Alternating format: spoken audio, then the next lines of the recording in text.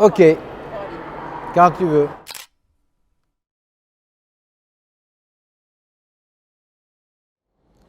La première rencontre avec la Cité de la Mer, c'est une rencontre enchantée, merveilleuse, enchanteresse. Pourquoi? On est venu ici, dans la grande gare maritime, waouh, avec Jacques Perrin, Jacques Cluzot, invité par Bernard Covin, pour tourner, pour le film Océan, une scène clé, une scène très importante, qui est celle de la galerie des espèces disparues.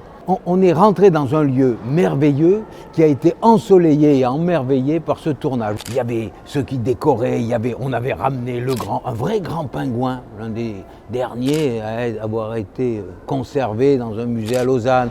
On avait refait la rétine de stellaire gigantesque, 8 mètres de long. Et tout ça, c'était bouillonnant de bonheur. Alors, il y a beaucoup d'endroits que j'aime beaucoup à la Cité de la Mer, mais chaque rencontre, Génération Océan, avec les enfants, l'échange, leur regard, leur enthousiasme, leur naïveté, c'est peut-être ce qui me touche au cœur. Après ça, moi qui ai été un amoureux de Jacques Picard, et qui l'ai rencontré une ou deux fois, et retrouver les sous-marins ici, de ceux qui sont allés au plus profond, les abysses, c'est extraordinaire. Donc les sous-marins, c'est quelque chose pour moi qui me touche. Et puis bon, bien entendu, toute la partie nouvelle, les grandes lames avec les films, l'immersion, la source hydrothermale, le mapping extraordinaire, les aquariums avec moi, je suis toujours fasciné par le mouvement de ces méduses, cette délicatesse, les couleurs. Mais c'est un monde extraordinaire de couleurs et un monde tellement différent du nôtre qui est enchanteur. Les poissons, les oursins, les méduses, les bactéries, des trucs comme ça, ils ont une résilience formidable. Pourquoi? Parce qu'ils ont une fécondité très abondante. Mais encore faut-il aider l'océan. L'aider comment? En arrêtant de l'agresser.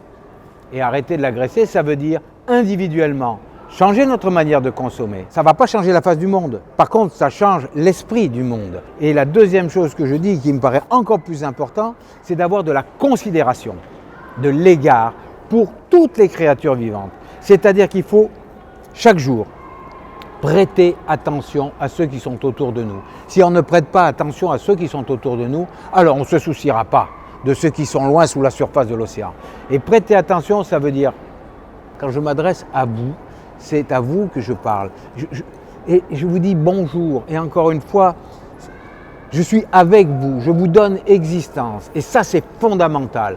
Si on ne donne pas existence et considération, même si on n'est pas d'accord avec les gens avec qui on est, si on ne donne pas existence, considération, respect, égard, alors c'est pas la peine de parler de sauver les cachalots. C'est juste pas la peine. On ne changera pas. Changeons entre nous et nos voisins humains. C'est ça qui est important.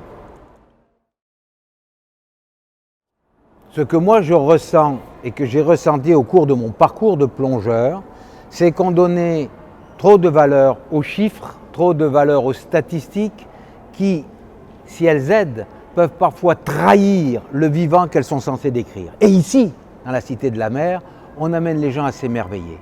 Et l'émerveillement est une source à la fois formidable parce qu'elle suscite l'intérêt, la curiosité, l'envie d'aller rencontrer et de connaître, et qu'elle donne une autre dimension qui n'est jamais traduite dans les écritures, qui n'est jamais traduite dans les statistiques et les chiffres. C'est la dimension du beau, c'est la dimension de la relation, c'est la dimension des autres sens. Ce que je ressens quand je suis avec Elliott le cachalot, ce que je ressens quand j'éprouve physiquement l'eau, le bonheur de partager au milieu d'un banc de poissons, ça ne se traduit pas en chiffres. Cette jouissance-là, quel chiffre va le dire? Et le merveilleux qui s'exprime dans ces images que l'on voit, dans cette disposition des aquariums à méduses, elle emmène au rêve. Le monde, si on veut le changer, il faut d'abord s'en émerveiller. Il faut s'en émerveiller. Et ici, on s'en émerveille. D'abord, je voudrais vraiment, si c'était possible, être personnellement avec chacun d'eux, vraiment. parce que quand on est les yeux dans les yeux, on partage des choses plus fortes encore. Ce qu'il y a de merveilleux, c'est justement ces yeux, lorsque tout d'un coup, ils voient les images merveilleuses.